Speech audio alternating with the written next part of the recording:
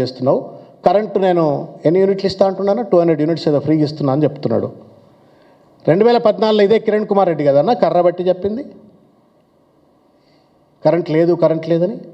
నువ్వేం కష్టపడ్డావని నువ్వు కరెంట్ ఇస్తున్నావు? ఇవాళ నువ్వు కేసీఆర్ పడ్డ కష్టాన్ని నువ్వు మళ్ళీ ఇవాళ 200 యూనిట్ల రూపంలో ఇస్తున్నావు.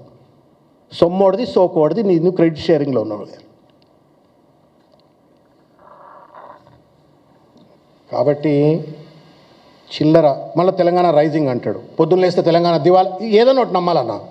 Revanth Reddy you should be mentally sick or సెనాయిల్.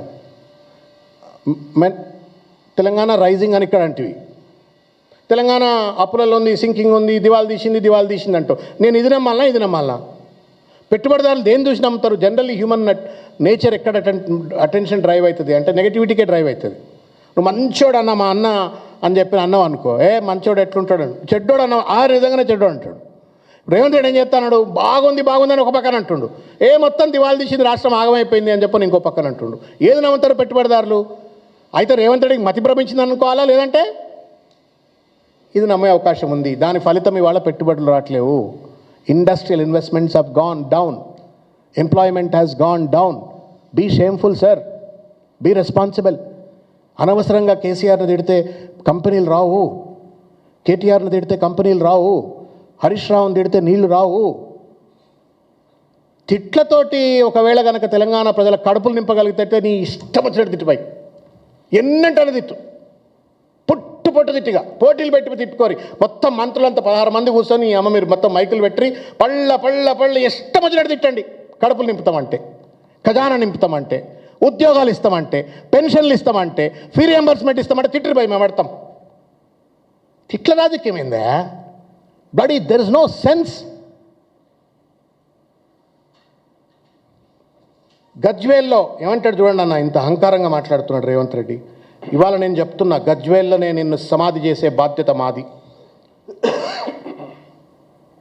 బొంద పెడతారు అంటున్నాడు. ఎవరు ఎక్కడ బొంద పెడతారో చెప్తారా అన్న? అసలు ఎవరు ఎప్పుడు చచ్చిపోతారు, ఎవరిని ఎవరు బొంద పెడతారు, ఎవరిని ఎక్కడ బొంద పెడతారు ఎవడు చెప్పగలుగుతాడన్నా?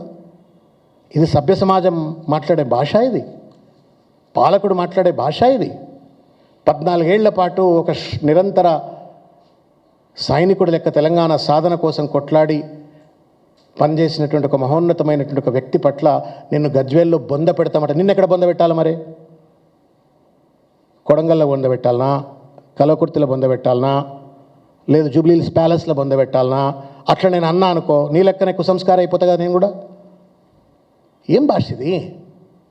ఎవడెక్కడ బొంద పెడతారాయా? దేవుడు, శివుడు, పరమశివుడు.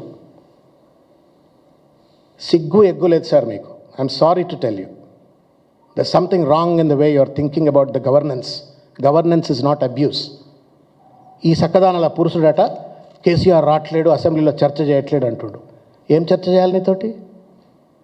ఏం చర్చ చేయాలా? ఈ తిట్ల చర్చ చేద్దామా? బూతుల చర్చ చేద్దామా? తొక్కుడు రాజకీయాల చర్చ చేద్దామా? ఏం చర్చ చేద్దాం? అసలు నీకు చర్చ మీద గౌరవం ఉందా?